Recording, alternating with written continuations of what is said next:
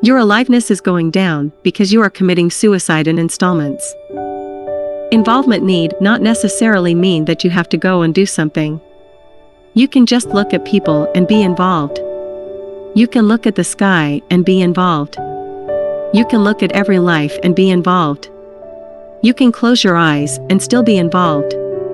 Involvement is not an act, it is a certain willingness towards life. You have become willing to the process of life. If you get identified, you are becoming unwilling to the process of life. You are only willing in selection, you are not willing with the rest of life. It is this unwillingness which is scaling down the aliveness in a human being. Just look at yourself and see, when you were 5 years of age, how alive you were, and today, how alive you are. Your aliveness has gone down, hasn't it? Really gone down. With age, our physical capabilities may go down, but aliveness need not go down. Even if you are 100 years old, you can be as alive as a child. Your aliveness is going down because you are committing suicide in installments by becoming selective in your involvement. Whatever you do willingly, that is your heaven. Whatever you do unwillingly, that is your hell. What is considered so beautiful can become so horrible. What is a great love affair becomes rape if it happens to you when you are unwilling. The difference is just willingness and unwillingness. If you take away the willingness, the process of life naturally becomes a suffering. Whether your mind is a misery or your mind is a miracle simply depends on whether you are allowing life to happen to you absolutely willingly or unwillingly. Is your life a love affair, or is life just raping you? That is the question. If you are being raped by life, then the mind is a misery.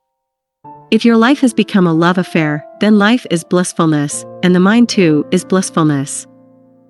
If the circus of the mind has to become a symphony and rise to its crescendo, you cannot be selectively involved.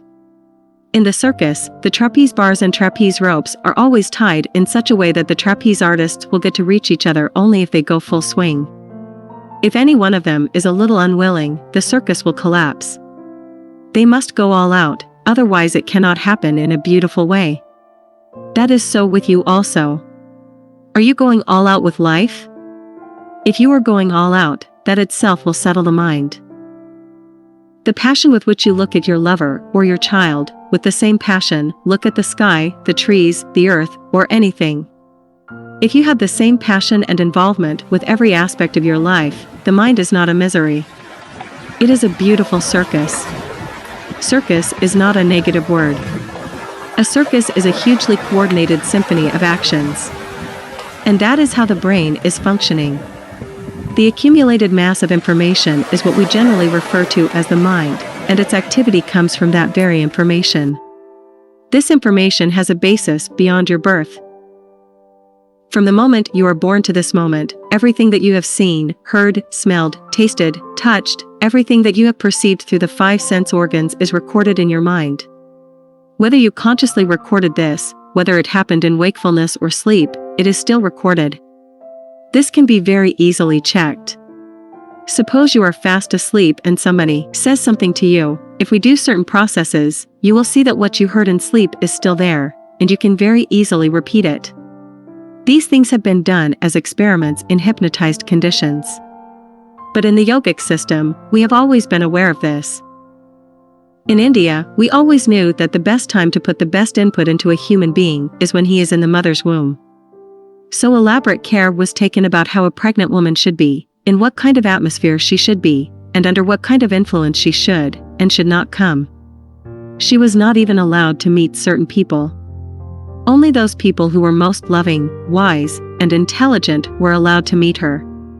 She was not exposed to any kind of negative emotions or negative situations, because that is the time when you can teach the child which is in deep sleep and just forming.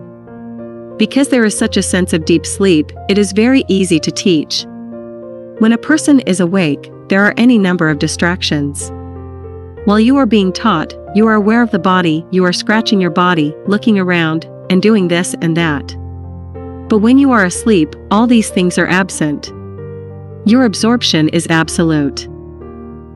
So everything that you have heard, seen, smelled, tasted, and touched, in wakefulness or in sleep, is recorded. This information is there.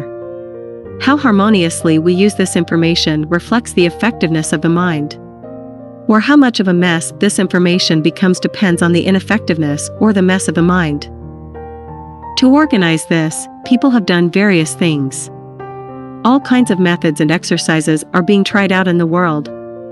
Yes, there are many ways to make minor corrections and make yourself a little more effective than before, but if you really want to unleash the mind, not control the mind, if you truly want to unleash the power of the mind, the fundamental thing is, your intellect should not be identified with anything.